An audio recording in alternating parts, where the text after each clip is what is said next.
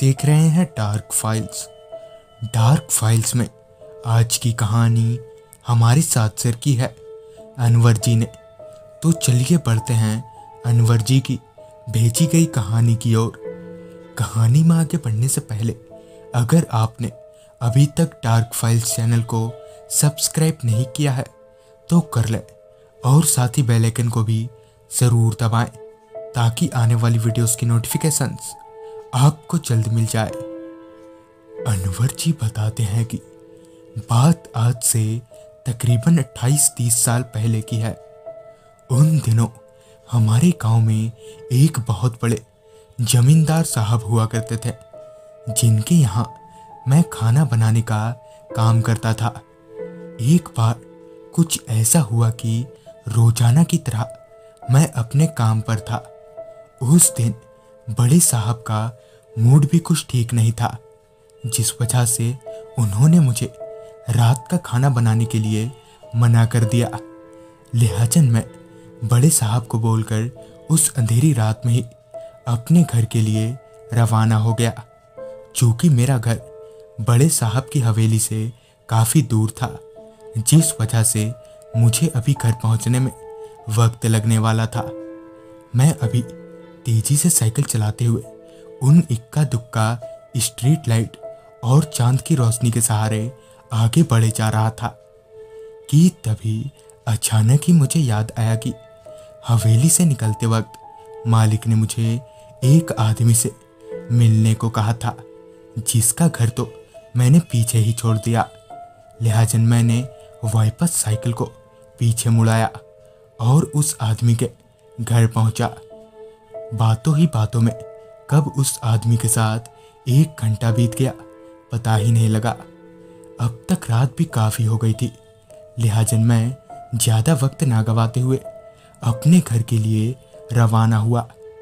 रात हो जाने की वजह से रास्ते पर चहल पहल लगभग ना के बराबर थी। साइकिल चलाते हुए अब मैं गांव के कच्चे रास्ते पर आ गया था। गांव के पक्के रास्ते के मुकाबले ये सड़क और भी सन्नाटे भरा था, जिस वजह से मेरी थोड़ी हिम्मत सी टूट रही थी, पर फिर भी किसी तरह मैं खुद को हिम्मत दे रहा था और तेजी से साइकिल भगाकर आगे बढ़े जा रहा था कि तभी मुझे किसी के खिलखिलाने की आवाज़ आने लगी। मैंने साइकिल रोककर इधर उधर देखा तो वहाँ सिवाय अंधेरे के कोई भी नहीं था। लिहाजन मैं वापस आगे बढ़ने लगा। मैं उस जगह से थोड़ा आगे बढ़ा ही था कि तभी मुझे वापस से वही खिलखिलाने की आवाज़ आई। लिहाजन मैंने साइकिल रोककर अपनी दाईं ओर देखा, जिधर से वो आवाज़ आ रही थी।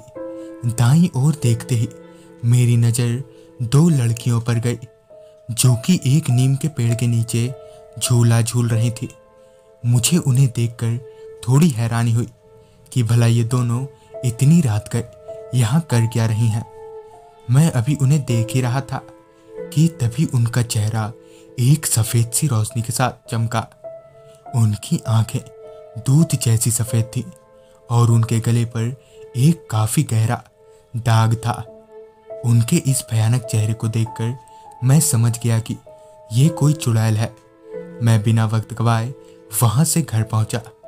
रात को मैंने ये बात किसी को नहीं बताई। सुबह होते ही गांव के 4-5 लोगों को मैंने पूरी बात बताई, जिन्होंने बताया कि दरअसल उन दोनों लड़कियों की कहीं शादी नहीं लग रही थी।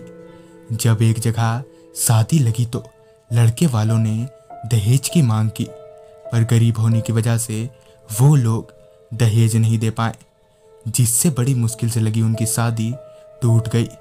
जिस वजह से उन दोनों जुड़वा बहनों ने उस पेड़ पर फांसी लगाकर आत्महत्या कर ली और तब से गांव में कई लोगों ने उनकी आत्मा को देखा है। तो दोस्तों, ये थी अनवर जी की भेजी गई कहानी। अगर आपके पास भी ऐसी कोई कहानियां हैं तो हमारे साथ जरूर शेयर करें और देखते रहें डार्क फाइल्स।